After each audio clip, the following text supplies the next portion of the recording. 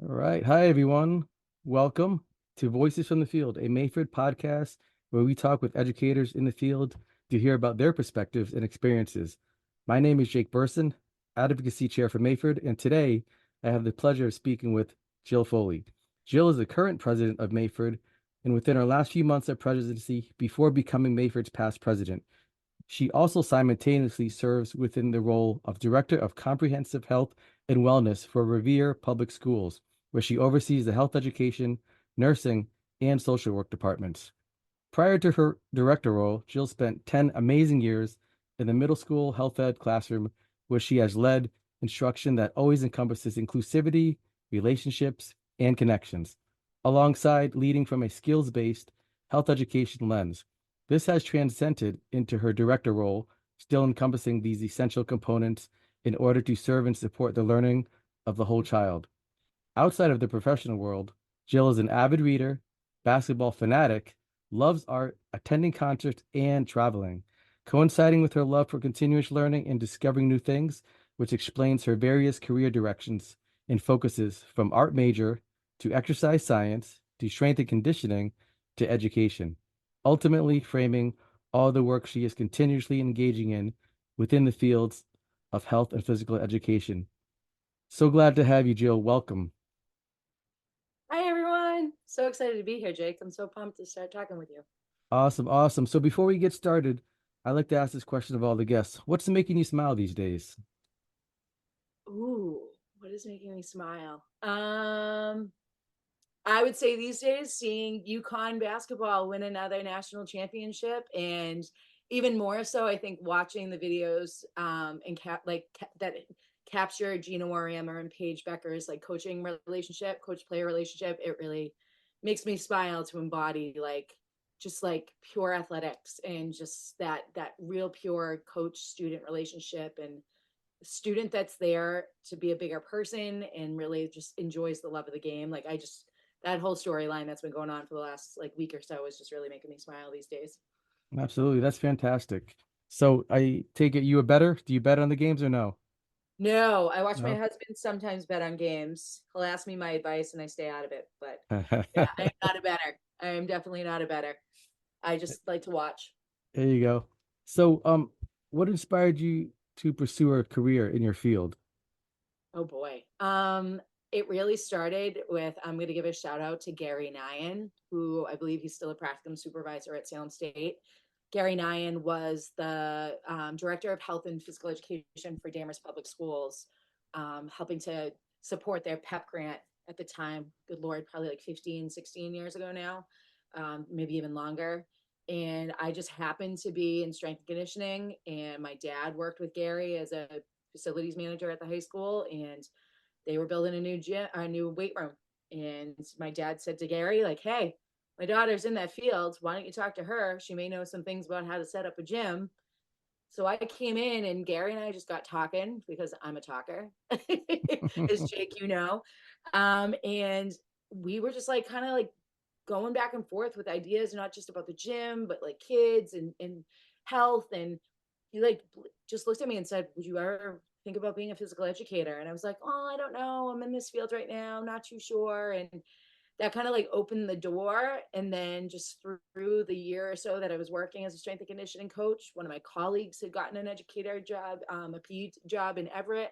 Hmm. And it really just made me start thinking about just I love the kids. I love training the high school and college athletes, and kind of just went from there. And I decided I really swung for the fences and left my job and for strength and conditioning, became a substitute for Gary in Danvers Public Schools, and just went from there. So it really just kind of it was a conversation, and my father always kept on saying that I should go into teaching, and I always told him no, no, no, and then yeah, my father was right. Now here you are. So Gary Nyhan, and you said he's still practicing, he's still teaching?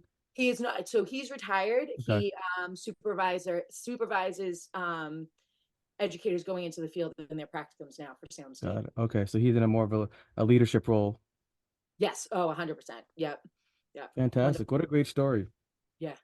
So, talking about PD, just changing gears a little bit. You were recently at Shape Baltimore, and as a lot of health and PE teachers were. Yeah. What were some of the highlights for you, or do you have any big takeaways that you took from that conference? 'Cause it's one of the bigger ones that we have. So, Yeah. I would say honestly, it's such a great way. I find every time it's either the MAPERD convention, it's shape conventions, any type of PD that I go to, it kind of like fills your bucket again. It like refills you and rejuvenates you. It is definitely exhausting. 3 days at Shape Baltimore, just going from the thing to the thing to the thing.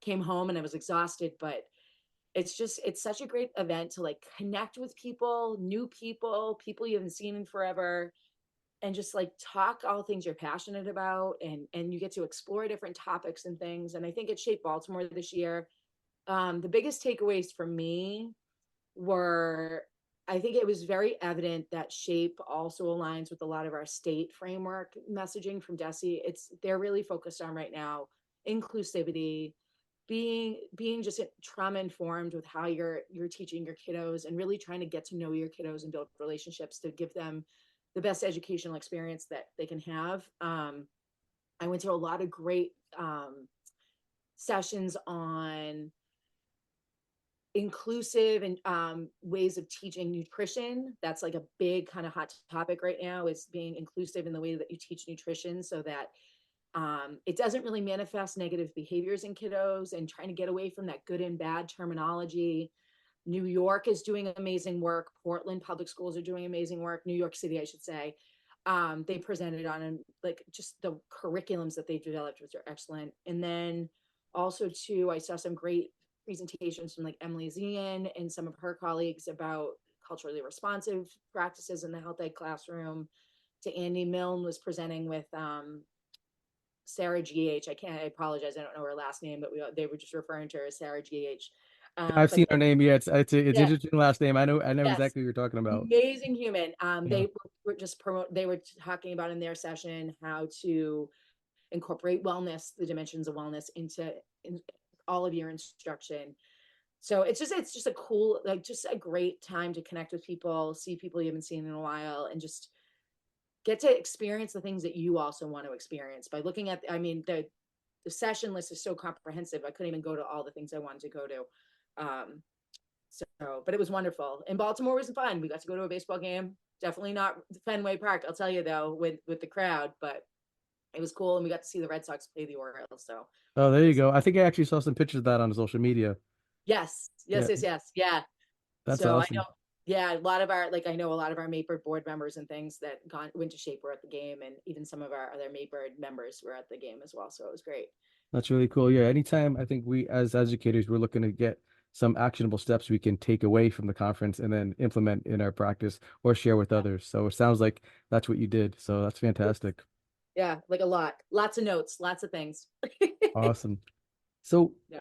Jill, you're a director now for comprehensive health and wellness. That's a unique role, going from a teacher to this role. So can you shed some light on what are some what's like your day-to-day look like? What are some things you do that you didn't do, or some highlights that you have that you can share? I actually got this question asked to me by a bunch of eighth graders the other day for a civics action project. My role now, overseeing, I think it's a very unique role. I know I've talked to a few directors in the district or in the state that have a similar role than me, but it's very few and far between. Hmm. Overseeing the nursing, social work, and health ed departments. No day is really the same. It's my third year in this role. So some days, like the last few weeks, or I should say the last week or so, I've been really diving in with our grading practices coach on really, really outlining and framing our K through 12 scope and sequence for a curriculum, so that our health educators can now just go and start creating proficiency language for assessments. To like some days I'm even like I should playing nurse, or like I should say supporting a nursing office when we're short staffed. So it encompasses everything from I'm the collaboration with community partners, collaboration with building principals, collaboration with other directors is happening simultaneously. Like I'll have meetings with the Department of Public Health for the city, trying to figure out how to allocate some state funding that they've received for substance abuse prevention strategies with our teenagers, to coordinating with my building principles, ways that our social workers are supporting our students in trying to align the department vision with their visions as a school. Um, it's really it's all over the place. It's a big job that some days it's kind of like you just kind of you got the thing, you do the thing, and you're moving on to the next thing. And so, but I mean, I do love it. There's days that are just hard, but at the same time, I think I'm a problem solver Hmm. and I love to figure out systems and fix systems. And this is, I mean, this is it. Yeah, This this all three departments really haven't had guidance in a few years, so it's kind right. of also really, really realigning our visions to Desi's visions and our district visions and things like that.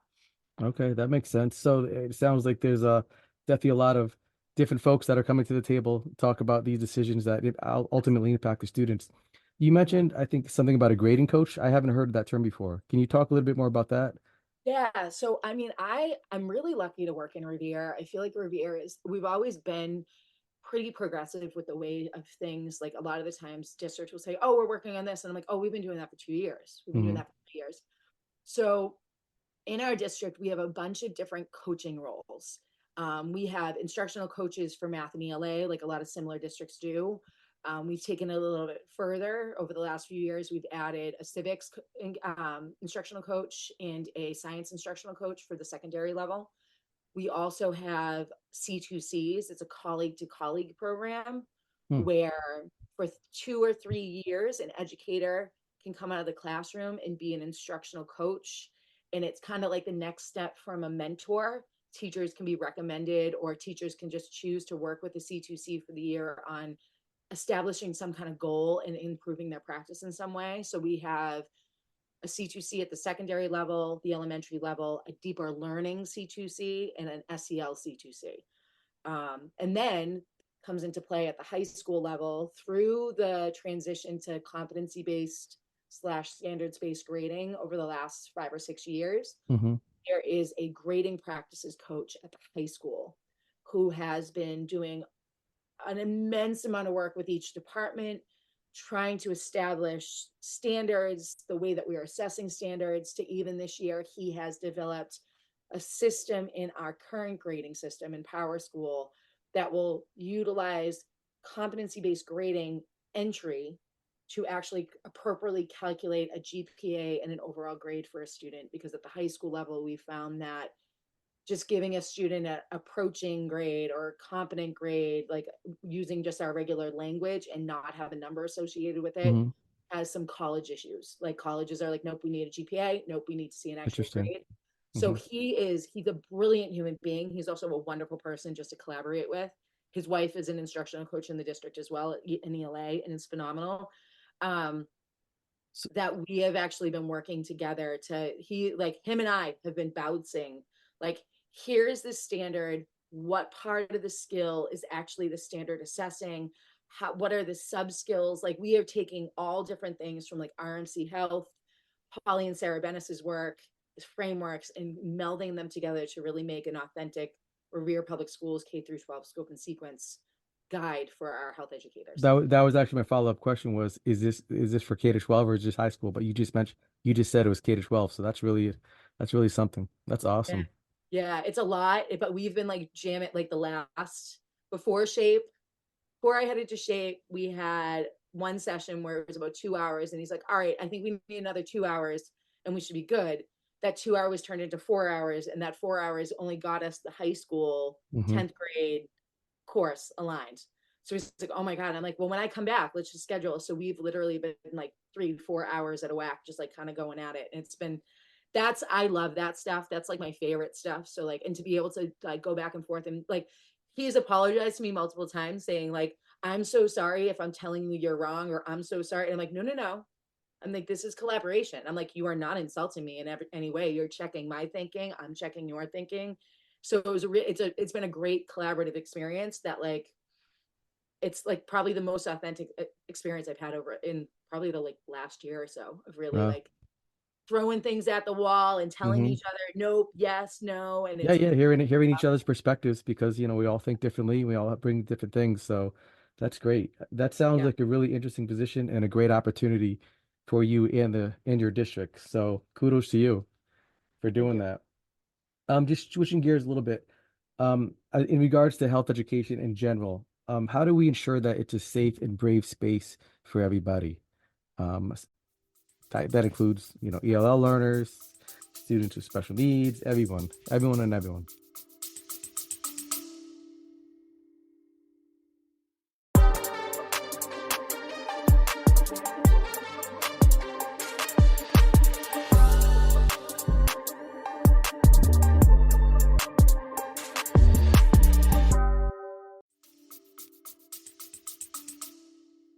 I think it's all with the framing of how people lead. Hmm. Um, I think our district already has that vision already, that every student belongs, following the DESE vision. But I think, me personally, it's really embodying that every day and modeling that for my staff, modeling that for the kiddos. I don't care who the kid is. I am going to treat them like a human being. I'm going to say hi to them in the hallway. I'm going to talk to them in the hallway. I don't care if you were just suspended yesterday. I don't care if you said something mean to me the day before. I'm that's gone. I'm going to say Hmm. hi to you, and I'm going to treat you with respect. And I think modeling it for everyone. I've also spent a lot of time trying to make sure pretty much our whole entire department of career changers, transitioning into different things. There's a few people that have gone to school for PE or health, but it's not the majority. Hmm. So really taking and investing some of our professional development time in PD that's so focused on inclusive, responsive teaching. I also help organize our new teacher orientations, and I've been able to support our new support staff through new teacher orientation. And we've had some sessions really focused around trauma informed and culturally responsive practices, and like really just framing those things for teachers. And even in day-to-day discussions, if I have an individual that's saying to me, like, this kid or that person, really trying to reframe their thinking into, okay, so what does that student need? That Hmm. behavior means something. Hmm. What do they need? What is going on? Let's unpack what that is, and let's figure out what that kiddo needs to be successful in that classroom. Are they not Hmm. showing up? Are they coming in but they're putting their heads down? Hmm. But really asking those questions of, like, what is going on? What does that child need in the moment? What do they need in that day? What can we do to support that? Hmm. While also holding high expectations. Also, it's not a free pass. It's trying to figure out, okay, what does that child need to get them to do the thing that we want them to do in the class that day and be successful. Right. Um, Yeah, I agree. It has to be a balance. I mean, like yes. you take that inquisitive mindset of, like you said, what they need, what can I do, but what can they do to be successful, and how can we hold them accountable too? Because ultimately, I mean, we're not gonna be around forever, right? They're gonna have to Um, be they're gonna have to be successful without us. So, but I love that I approach. literally just said that to someone the other day. They were really passionate and they were trying to tell me, it was one of our counselors, was like, well, I think I really do a great job building a relationship with a kiddo and Hmm. engaging in talk therapy one-on-one. And I said to this person, I was like, well, we also have to think of it this way. You're not going to be around for this kiddo every single year, every Hmm. single. So how do we get them? How do you build the capacity for them to be successful on their own? Is it bringing them into a small group together and building those skills with a bunch of other kids that have like things going on? Hmm. Because that's one little element, but how are we actually, like, are you almost like being like, be reflective and think about, like, are we enabling in some way? Like, are you actually like giving them what they need so that they're getting out of the classroom more because they don't want to be in there? Right. So literally that was the conversation we had. And you just made me think it too. I think I'm constantly advocating, often reminding people about just typical adolescent development and brain Hmm. development, that we need a balance of structure, we need a balance of rules and consequences, while alongside trying to build a relationship and trying to figure out what are those things that that kiddo needs in the moment. Is something needs to be modified? Does something need to be changed a little bit? Instead of that kid's having a rough day, are we looking at the worksheet that we gave them and we're asking them to answer 10 questions, the whole class? Well, maybe that kiddo, you come over and you're like, if you can get me 3 of these questions right now, pick 3, we're good. Like, you're still holding that line of, like, you're trying to figure out what they need, but also, like, I'm not just letting you slide. Right. Well, like you said, as you build that relationship, you'll know the student, and you can modify or adapt what's necessary in order to make them successful. Yeah. Or even too, just now you know what they like. So, like, oh, when you're planning a lesson, you know what things to infuse into a lesson to get that kiddo cooked, or get those kiddos Hmm. cooked that are similar. So Get them it's kind of like, motivated a little bit, right? yeah, yeah. Absolutely. So, What's an initiative or program that you started at your school? I'm sure there's many, but can you highlight maybe one that you started or have been part of, specifically Yeah. in your district? I would say it's actually one, ironically, I'm going to present it to our school committee on Tuesday. Oh, Uh, it's something I'm kind of proud of. It's taken a collaborative effort with some hmm outside funding and resources that are helping me run it. The person that is majorly involved in this is actually used to be a health ed teacher in our district for the first 2 years I was in this role as director, and then she decided to take this job with Mass General Hospital. So I, I was thinking of this idea 3 years ago when I came into the role, and I was kind of fleshing it out with the person prior that was overseeing this grant. hmm Um, and I said, I remember when I was a kiddo, when I was in elementary school, we had some high school students that would come down and talk to us about things like drugs and saying no and all those things. And I thought those kids were the coolest kids. I thought like I was like, I want to be that girl. I want to be like you just like you felt like you were like, oh, these kids are so cool. And eat, I will live and breathe and like believe everything they're saying to me. And we were talking about it, and I said I would really like to get a peer leadership group established at the high school that could do the same exact thing, push into a middle school classroom or push into an elementary classroom and give some kind of lesson or have some kind of engagement or talk regarding some topic, whatever that hmm identified topic is. And this year, with some transitions and things like that, we were able to get this up and running. And we were able to, and I shouldn't say we, because this was literally a principal, the guidance department, MGH, and myself that all, like, there was so many key players in this. Um, we were able to start a student internship that happened fourth period, first semester. Students could apply to be a part of the internship. And they, through this grant, were actually able to get paid to be a part of this internship. Wow. This internship encapsulated them being trained in certain things. So they got trained in teen mental health first aid. They got trained in this hope curriculum. They got trained in a bunch of different items that would like strengthen themselves as a leader. And then they also sat down as a group. So there were seven, I believe there were seven to start first semester. We're up to 15 this semester. 5 students decided to stay on for a second semester, and we got a few more students for this one. But they sat down as a peer group and just said, like, what are some things that our middle school students we wish we knew as middle school students, and what could we talk about with them? And they created 2 push-in lessons, or they actually created 2 for social media and mental health, and hmm 2 related to substance use that they pushed into one of our middle schools and actually gave those lessons and taught those lessons. And they consulted with me, of course. Like I was like, all right, well, we need to talk about what these lessons look like. And I shared with them best practices of how to teach and engage students, but also some best practices when we're talking about substance use, especially in the classroom. Right. So they have semester one, they pushed into these middle school, eighth grade and sixth grade health classes a few times. So they each had like about like 4 visits in certain classes. And then this semester, with more students, we're continuing that model at that middle school. And then the other middle school, one of our other middle schools, the students that are returning for this semester are pushing into those classrooms fourth period daily. So we're experimenting with what is a more effective model. Is it more effective and more impactful if some high school students are continuously in a classroom working with students, or is like a guest like kind of push in thing a little bit more impactful because it's not like we're kind of seeing what will flow, or is it Right. like, so I'm really super proud of it. It's something we're actually somebody in another district who's also a community member in Revere.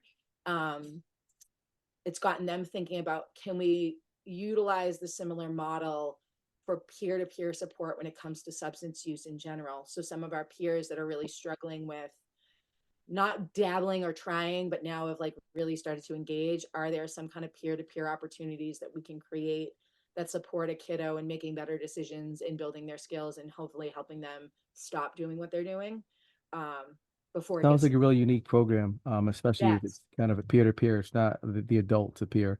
And the two yes, models you talked about, I assume there's going to be some data that's collected and then yes. analyzed and saying, well, okay, here are the positives to this, and here are the things that really worked well, and here are some things that we can even do better. So, Yeah, That's no, great. I think that's the whole thing. And we're hopefully, I know there's shifts with funding at federal level, state level. Even there has been a merger with Mass General Hospital and Mm. Brigham Women's. So there's a lot of changes, but we're hoping that we can continue to do this. The grant itself, we still have 3 more years with it. So Okay, so that's a decent amount of time. yes, yes. So You we're could do a hoping, lot in 3 years. yes. And then we also have some city funding that we might be able to utilize too through the Department of Public Health for the other peer-to-peer model that we're exploring. So Interesting. yeah. If our listeners want to find out more about this, is this something that you could, any resources you can share? Or can I link something in the show notes, or we can talk offline? But it's think about it, just because Yeah. the listeners always think about how what they can do. This sounds like a great program. Yeah. Um, at some point, if you have any ideas or resources, just feel free to let me know, and I'll post them or link them. But Yeah, I think honestly, like if anybody wanted to reach out and talk to me about like how we got it started, I think the okay. main thing is just identifying like just the plan. Like it's really homegrown and it's honestly the funding for it. You only need a teacher or someone to facilitate the internship. And Hmm. I mean, we were just lucky to have funding that we were going to pay the kids. Um, and then we have the funding too to pay for like the teen mental health first aid. We're actually going to be in-housing some of that next year, hopefully with the Okay. grant that we've received. So we'll have people that are trained to be facilitators in that we can just train our kiddos and have them do the thing. So Okay. um, yeah, but I mean, it's really homegrown. So it's not really anything. There's no really resources. I mean, there's curriculum I could share out there that they're utilizing and things. So And every district's different, as we know. So, yes, they might need different things. So, absolutely. okay, shifting gears a little bit, Jill, Yeah. tell us a little bit more about your role as Mayford president this year. Oh I know boy. you've done a lot through the conferences and conventions and different things, but tell the listener, someone who's not familiar with Mayford, like what are some things, some highlights that you've done Yeah. specifically? Um, I would say the biggest highlight this year, I feel like I honestly personally I'm very hard on myself and I feel like that I haven't done the I'm like I have to do everything to the nth degree and I feel like my role as Maper president, I feel like for on my standard has been like subpar, which everybody else is like, you're doing great. And I'm like, no, for me, I feel like I want to do more. But I just think time and just the nature of my other job, it makes it I can't do everything at the nth Right. You degree. can't be everywhere at once. Exactly. So, but I think as president, I think the biggest thing is the convention every year. It's really Mhm. just trying to promote the convention. I think being a board member, I promote anybody to come out and be a board member because really what it is just you're another voice. You're a fresh voice in the association and can bring whatever new ideas to the table you have. I know I have various educational backgrounds. I've dabbled in so many things. I have like a marketing background. So I feel like what I've brought to the table are conversations with Maria, our executive director, regarding like website design, the website layout, the ways that we can promote certain things, creating new promotional materials, even if it's just posters and things at the convention. But that's, I think, the biggest piece of just being a MAPER president or a board member is just you're somebody else that can bring ideas and there's never a no. Like I feel like there's never a no with our association. It's everything is let's hear it, let's talk about it, let's see where it fits and where it could work. Um so Make it and I think happen. Yeah. yeah, make it happen. So and as MAPER president, I mean, it really is just supporting everybody else around you, supporting Maria with the work that she's doing at the executive director level. Um, and just being a presence, like just trying to promote the association and just hear everybody and hear their ideas. And like even for me, just being an open ear and hearing people's ideas from all over the place that hey, I think the association could do this, or think the association could do that, and just Mhm. bringing it back those ideas and kind of seeing what we can do. So I Well, think that's the biggest piece as a president is just hearing people's thoughts and trying to see if we can do things just all in all to improve the association and improve our member experience. so as we both know, the commitment is for a board member is what monthly. We go to we meet at a meeting place and we talk for about an hour and a half. We have dinner. We talk about different topics, the agendas and whatnot. But some people might be a little bit on the shy side to join. What would we say to them? What do you think we could say to those folks who we know have good ideas, we know would be able a good addition, but maybe Yeah. they're like, I don't have time. What are some things we could say? I would honestly say it really isn't a lot of time for a board member. I feel like we meet September, October, once a month for Hmm. that 2 hours. I mean, we try to keep a central location in Massachusetts, so Hmm. it's pretty much everybody is the same kind of distance. I feel like um, it's September, October, November is the convention. Um, December we don't meet because of the holidays, and we come back in January, February, March, April, May. We don't meet in the summer, so it's a really minimal commitment when it comes to the time for those board meetings. And then as an actual board member, there's just certain roles and asks you have throughout the year. So like for when it's mainly convention, Hmm. it's really what it is. It's mainly convention. And say if you're part of the health ed division, like you're just being asked to, hey, who are some people that we can try to recruit for the convention? Can you kind of reach out to these people? And then it's just a matter of, hey, in the background, you're going to be a point of contact for that person that's going to present, and you're just going to share the information. You're going to collect the information. It's not as much as people think. And it's just you're another, like, the more diversity we can get in our board, age range, experience wise, you have different connections. So Hmm. and then that brings in more people to the board, more people to present, more new ideas. um and it is, so if you are elected, there is you're that board division, so it could be health elect, you're coming Physical in. education, Yeah, recreation. recreation, and like, so there's actually, it's like a 3-year term where you're incoming, you're current, and you're outgoing. um but it's really, it's a great time. And then honestly, it's a time too, as a board member, like, you throwing out your ideas. Like, we would Hmm. love in the health division to create, maybe there's a webinar that the health division wants to host for people. Maybe there's one that adapted. I know, like, we have conferences for health ed, we have conferences for adaptive each year, like throwing just different ideas out there for those. Hmm. Yeah, So we have it's the leadership conference. It seems like the association is they're constantly doing something. The golf tournament, the awards definitely, banquet, right? I will say, the golf tournament. I don't golf. Uh, I don't golf. I was on a golf team this year. We had the most fun, like the most fun. So even like, I think too, as a board member, like, our association's just fun. So it's hmm, like you just get to be around like fun people, agreed. and it's just, the energy is amazing. Like, the energy is outstanding. So, and I just say, like, the golf tournament was so fun. So fun for a Saturday morning when I'm super tired and I'm like, oh my, we laughed, drove around in that golf cart. Like, there's plenty of opportunities to volunteer at the golf tournament too, but this year being on a team, I mean, 2 people drove. I was not one of those people that were driving the ball from the tee, but like when it came to putting on the green, I was like, I can do that. There you go. There you go. Yeah, it's a great experience. So yeah, Yeah, you heard it, folks. Let's get more members. Let's get more people involved. So it's really valuable to hear other people's insights. yeah. Jill, switching gears once again, just going back to health and PE in general. Mm. What do you think some ways programs can be measured, or what do you think are some important metrics to measure a program? Yeah. I know this is kind of a really open-ended question, and but take your time. I mean, it's hard.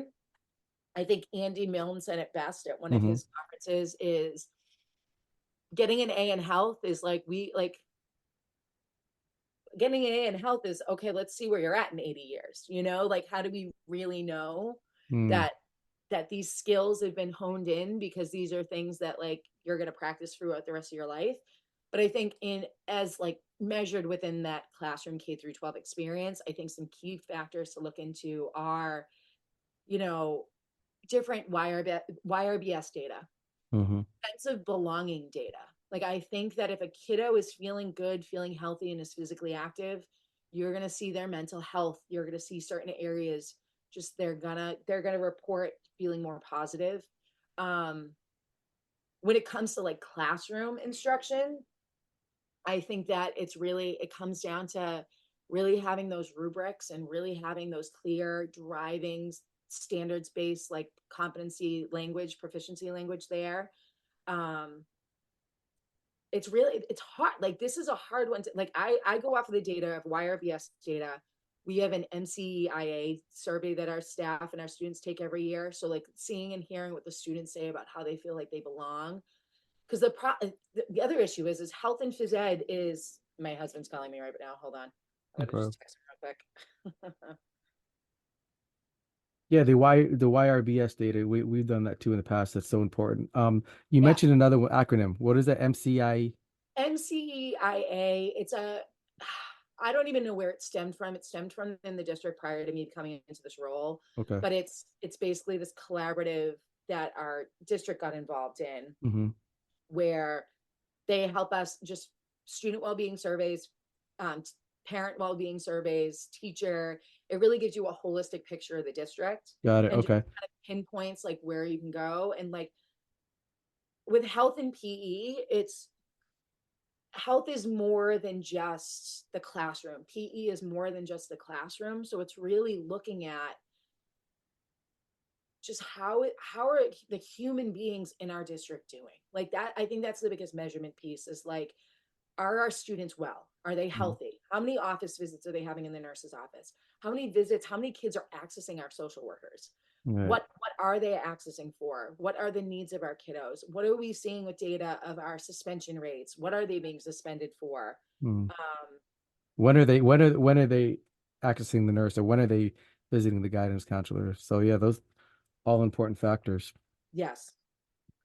It's like Interesting. it's more than just the classroom piece, I feel like, for those two, which is something too. It's kind of like where I really like, I know health and physical education sometimes are not valued in districts, but really like when we hear about individuals, adults saying like kids are struggling with this and kids aren't doing that, health and PE are the solution. Like we have the Mhm. data to show, like, we know that like physical activity, repetitive physical activity, things that are like walking, cycling, can actually help reduce a trauma response that a kiddo is having in their Mhm. anxiety, calming nature. Like, so I feel like it's an essential piece to just our kids' well-being outside of just academic success. So Absolutely. Let's say it louder for the people in back, right? Yeah, seriously, 100% agreed. So just a quick story, personal one. A few years ago, one of my principals was, with the MCAS is now, and I showed him the brain scan of, somebody who's sitting and then somebody who's active, and then he was like, "Oh, this is great," and that's all he said. And since that time I showed it to him, he's been having the students in the school jog for like 20 minutes before they took the MCAS. He didn't say anything. He didn't yeah, make a big deal about it, but he realized the importance of that, and he just did. He modeled it. He did it with the students. So I thought that was great. So it just goes to show, like, if you have an idea or have, speaker voice, and you never know where it can go. But it's so important to share what we know and yeah, learn from others. yeah. And I think leading with the data too is like really important. Like, it's just saying like you got to give those reasons as to why it's important. But I feel Mm, like a lot of the data that why it's important for health and PE are real, they do resonate with people. People can connect with them. So it's kind of, as long as we're advocating for it and using those things and driving our messages with those things, I think people are more apt to listen. I know I've had a lot of success in my district doing that. You just made me think of those two. When I was doing my master's program at BU, there was a gentleman in my class that was talking about how they created a biking program before their school day. mhm. And what they purposely did is kiddos that were struggling in math, they recommended the kiddos for this bike program and they made sure their math class was the first class of the day. So what they did is they tracked their academic performance in this course after engaging in this morning bike program. And they saw Mhm. that the kiddos actually were doing better academically in math class through engaging in this physical activity program prior to starting the school day, which is really, Amazing. yeah. Wow, that sounds like a cool program. Wow, Yeah. really cool. So we're coming down to the close of our podcast here. So just a couple more questions, Jill. What do you hope to see in the future? What goals do you have? These can be either professional or personal. Oof. Oof. It's a loaded question right now. God, where, And again, either one, professional, yeah, personal. I mean, I know. I know you're doing so much with your many roles as Mayford president. This is a heavy Saturday. This is a heavy Saturday question, Jake. People don't know this. We're recording this on a Saturday. This is my brain shuts off at like Saturday at 4, but we no, work. We don't stop working, right? We got to. no, no. Oh God, what do I hope to see in the future? I really hope at a state level, Hmm. I really hope we have gotten our state to really to name that physical education is really important in a student's academic performance. In a statement somewhere in our DESE worlds, it is also said, and in part of physical education is health education. I would love them to name both of those separately and say health and physical education are both essential pieces to a student's academic day. Um, and then also too, just like I really wish, and I don't know how we can get there. It's hard with all the things that school encompasses and all the needs that we need because we're federally funded programs and state funded programs with public funds, and we need to measure things. Is I feel like I really want to see it names that, like, it's not, hey, wherever you can work physical education into your schedule, hey, wherever you can work health ed into your schedule, like having a one presentation count as health ed for a student for the year doesn't do Mhm. it for me. But you know what, right now I feel like that's where some people are messing with the language, and I feel like it's, I just want, I hope in the future that we can say that, like, that this is physical education and health ed are essential pieces to our kiddos' core curriculum. Like California has put it out there. Physical education is the fifth core subject in California in some of the districts. I think Mhm. almost all districts. Um, and just say, like, you know, like every kid should be engaging in physical activity at least 3 times a week or 2 times, Right. like naming it. I think it would be a hard ask right now to say every day, Right. daily, with all the Right. other minutes. But if we can name it, of saying like we need kids to engage in this all year long in some way, whether Right. it's 2 days a week, 3 days a week, whatever it may 100% be. agreed. Yeah, and then after naming it, coming up with an action plan to actually implement it. So, but I agree with you 100%. We do need to name it, have it written down. I think that'll definitely, with all the hardworking professionals in our field, we need that. So, Yeah. And I think advocating for things, like I know like our MCAS testing is like, we need something to measure performance of things, like to mhm, hold schools accountable, whatever. But like definitely. leading with data, like that bike program. Look at the academic success. If we have physical activity in a kiddo's day, look at the success we're having with our testing and our academics. Like trying to find data that leads like that. And in Mm, health education, I think as we really refine this skills based health education, as the whole state is now moving in that skills direction, mhm, hopefully in a few years we'll have data to show, look at skills based health ed, teaching kids how to decision make, goal set, effectively communicate with each other, self manage their health practices. Look at the impact it's had on their daily life. Look at the mm, suspension rates going down for substance use. Look at the amount of incidences that we've had to hospitalize kids for mhm. suicide ideations. Like, I hope that we can get some of that data to show, and like then that hopefully will help lead that conversation of like, look. But I also, if we're not valuing that in our curriculum day to day, it's really hard to collect that data. Right. Yeah, Yeah, and I it's kind think of like, that's where individual people's collective capacity of going and advocating in your building first, absolutely. advocating in your building, then building relationships with district leaders, trying to advocate. We are very lucky in Revere. We have one of our assistant superintendents who is, it is evident she values health and PE Mm, to the core, and she has always been open minded, that's even as a fantastic. building principal, to change schedules, to adapt things, change things around so that things are more comprehensive when it comes to health and physical education experiences for students. That's great. It's good to have someone like that in your district. Huge, huge, Lucky to have super. her, but they're lucky to have you, Jill. So, I don't know. I don't know. oh, don't be bashful. So our final question, Jill, how can our listeners connect with you? We type of social media on email, or you have a website. How can they reach out? Right now, it's basically email. Okay. Social media for me is basically, I mean, since Twitter is converted to X, I feel like it's just not, it's too overwhelming for me. Yeah. Um, and I just think I'm trying to be a healthy person and navigate social media consumption. Mm-hmm. Um, and I just think it's just one more thing that I can't manage right now. So email is the best way to reach out to me. Okay. Uh, so my email to reach out to me is jill.herwig@gmail.com. That's the best way. It's my personal email. Um, Perfect. I'll make sure to link it in the show notes so if folks have yeah, questions, they can reach out to you. yeah. Awesome. I love talking all things health ed, and just there's so many great people out there sharing just people's newsletters. Jeff Bartlett's newsletter, Jordan Manley and him created a platform that's Health and PE. It's called the Health and Physical Educator Collective. Like there's so Mm-hmm. many different resources out there I'd love to share with people. So Jake, Absolutely. That's a great one. I'm glad you mentioned that. Yeah, I joined that one actually this past year, and more Yeah. people are joining. So I Yeah. know Andy Milne's on it there, Yeah. as you talked about. So no, that's great.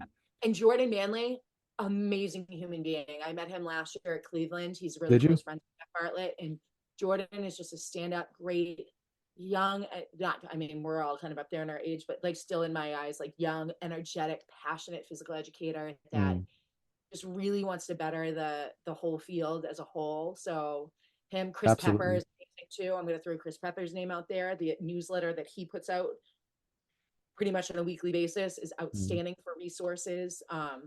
So many different amazing people in this field that definitely it's not like I'm just there to facilitate the resources. I don't have my own, but there's so many out there. I feel like I don't even need to create my own because they're just doing an amazing job with it. Yeah, I would So agree. All those people you mentioned, they're definitely outstanding yeah, professionals in the field. So it's yeah, good to know people like that. And again, they're just advocating for the profession, for themselves, and for everyone. So, Jill, thank you so much for sharing your experience and expertise with us. Listeners, if you have any questions, you can always email us at mayfordpodcast@gmail.com. We'll have this episode uploaded soon. We're also asking our listeners to rate and leave a review for this podcast, as it does help other folks find it. Thank you all for listening. Have a great week, and we will be back soon.